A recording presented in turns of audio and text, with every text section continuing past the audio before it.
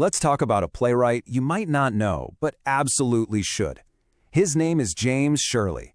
Here was a guy at the absolute top of his game, a master of both heart-wrenching tragedy and laugh-out-loud comedy. But, as you'll see, the biggest drama in his life wasn't something he wrote. It was the history that almost wiped him from the books completely. So, just imagine for a second. What if every theater, every movie screen, every concert hall just went dark? Overnight. What would happen to all the writers, the actors, and really, the whole creative spirit of a generation? Well, this isn't just a thought experiment. It actually happened. In 1642, right in the middle of the English Civil War, Parliament shut down every single theater, and they stayed shut for 18 long years. I mean, think about that. A single political act that just slammed the brakes on the entire course of English drama. And right at the heart of this huge cultural shutdown was one man, James Shirley. You can really think of him as the last man standing, the final great playwright of an entire era, whose career was hitting its peak right as his world came crashing down around him. So, who exactly was this guy? Well, James Shirley was this really crucial link between two major ages of theater. The plays he grew up with, we call it the Jacobean style, could be pretty wild and intense. Shirley took that raw energy and gave it this polished, elegant makeover. He wasn't writing for the rowdy masses. His plays were super sophisticated, written for the aristocrats hanging out in King Charles I's court, which is why we call it the Carolina era.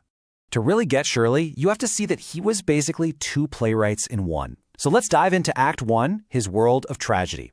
We're talking a dark and stormy landscape filled with political backstabbing, raw ambition, and, of course, bloody revenge.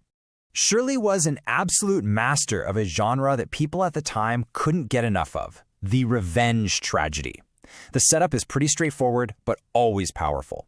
Somebody gets wronged, they swear revenge, and it almost always spirals out of control until pretty much everyone is toast.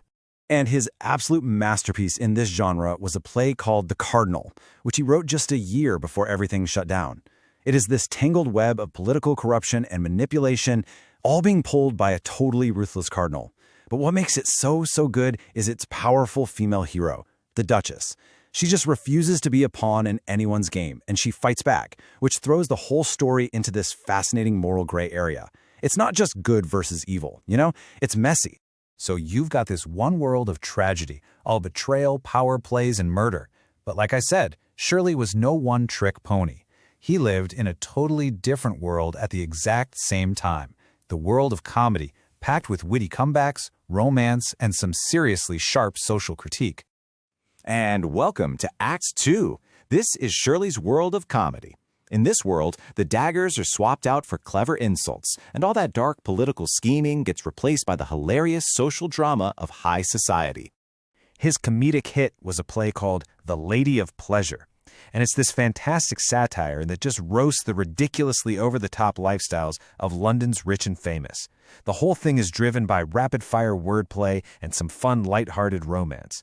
But hiding just under the surface, Shirley is landing some serious punches about how shallow that whole world was. He was brilliant at mixing fun with substance.